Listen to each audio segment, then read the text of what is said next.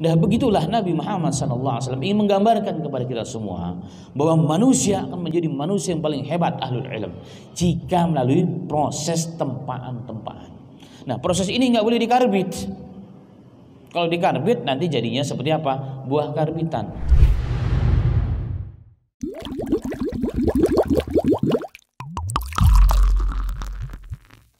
Hari ini orang tuh berpikir ketika membaca bagaimana kesuksesan seorang yang sukses, seorang ulama, seorang ahlu sunnah wal jamaah yang namanya seantero dunia dikenal karena keilmuannya, karena keimanannya, keikhlasannya dalam agama. Tapi terkadang kita lupa dengan proses. Dengan proses yang diterangkan oleh imam, inilah proses. Inilah proses untuk menggapai tujuan akhir menjadi manusia termulia, yakni ahlul ilm, yang merupakan warasatul anbiya. Inilah proses. Orang terkadang melupakan proses, hanya melihat, wah dia hebat, dia terkenal, masya Allah ilmunya luar biasa. Padahal di zaman Imam Syafi'i, di zaman Imam Bukhari, di zaman Imam Muslim dan sebelumnya tidak ada media massa seperti hari ini, yang orang hari ini bisa terangkat namanya hanya dengan hitungan waktu dan jam dan hari, karena media massa yang luar biasa, bukan karena keilmuannya, bukan. Zaman itu yang begitu sangat terbelakang dibandingkan hari ini, tetapi nama mereka dikenang oleh Allah, dikenang oleh manusia. Kenapa? Allah yang mengekalkan, bukan media massa yang mengekalkan, tapi Allah yang membuat kekal nama mereka. Kenapa? Karena mereka menjadi manusia hebat melalui proses. Melalui proses, dan proses ini telah digambarkan oleh Nabi kita Muhammad SAW dalam hadis yang sahih dalam riwayat Bukhari. Sallallahu alaihi wasallam bersabda, "An-nasu kal ma'adin." Manusia itu seperti barang tambang. Bahkan dalam teks yang lain Rasulullah sallallahu alaihi wasallam bersabda, "An-nasu ma'adin." Manusia itu barang tambang. Manusia itu barang tambang. Dengan kalimat manusia itu barang tambang, kalau dalam ilmu balaghah tasbihnya itu lebih kuat. Kalau saya katakan engkau seperti bulan, jadi engkau begitu indah, ya, begitu ganteng, kalau perempuan begitu cantik, seperti kecantikan dan ketampanan rembulan. Yang setiap yang di bawahnya akan terang karena ketampanan engkau. Itu sebagai gambaran. Tapi kalau kita katakan engkau adalah rembulan, itu tasbihnya, permisalannya sangat kuat bahwa engkau persis seperti rembulan.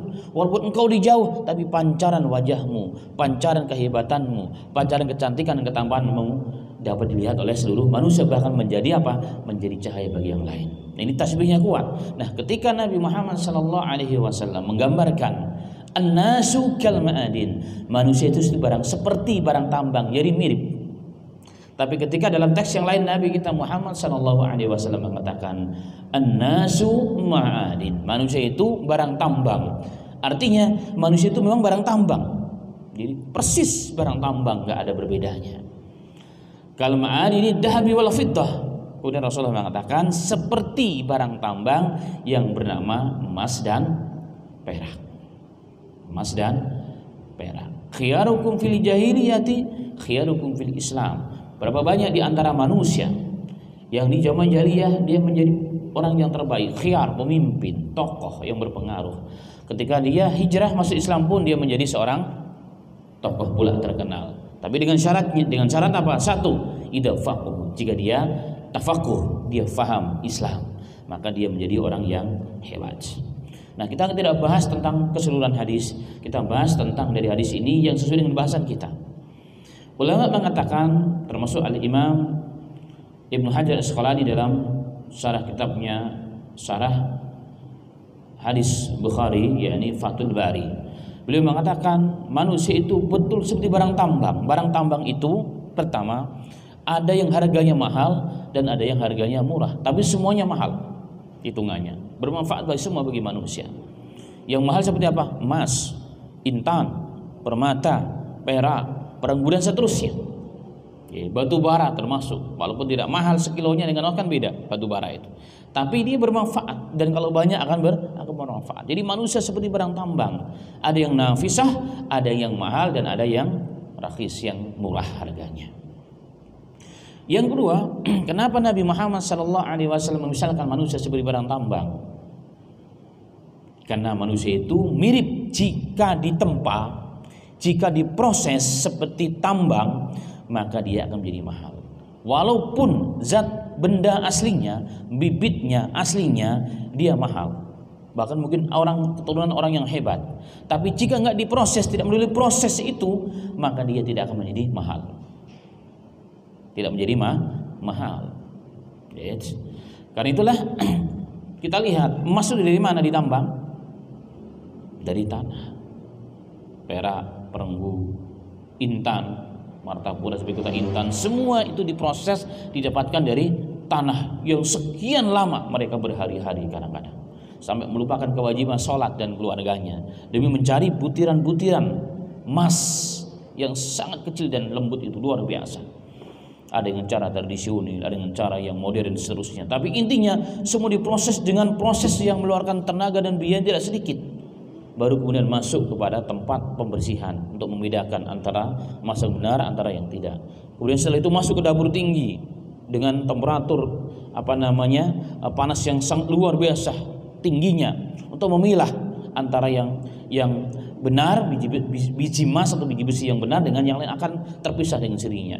Habis itu langsung masuk ke percetakan. Ini proses percetakan besar. Setelah itu masuk lagi ke percetakan kecil sesuai dengan keinginan para pemesannya.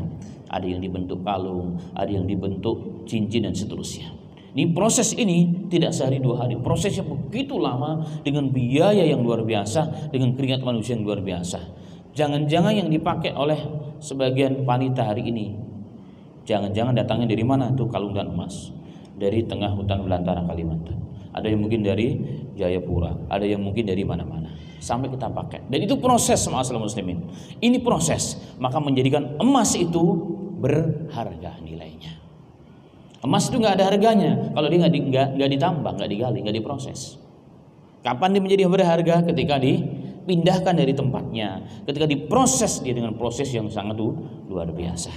Nah, begitulah Nabi Muhammad SAW ingin menggambarkan kepada kita semua bahwa manusia akan menjadi manusia yang paling hebat ahlul ilm jika melalui proses tempaan-tempaan. Nah, proses ini nggak boleh dikarbit. Kalau dikarbit nanti jadinya seperti apa? Buah karbitan, sama-sama ranum kelihatannya, ya kan? Sama-sama merah dan kuning, nampak lezat kalau dilihat dipandang. Tapi ketika kita buka, kita kupas kulitnya, kita mulai masukkan ke lidah kita, sangat berbeda jauh antara yang prosesnya natural dengan yang prosesnya dikarbit, apalagi yang dicelup dengan kimia sekarang, masya Allah, luar biasa. Sangat berbeda. Kayak yang dengan kimia langsung hari itu juga berubah, dia menjadi secara dhahir seperti masak dah matang. Tapi kalau dimakan mudarat. Jadi kalau dengan kimia dipercepat prosesnya dengan kimia, dimakan bukan memberikan manfaat tetapi memudaratkan kita. Kalau dikarbit masih mirip alami tapi rasanya tidak enak. Nah, beda dengan yang prosesnya alami. Yang prosesnya alami.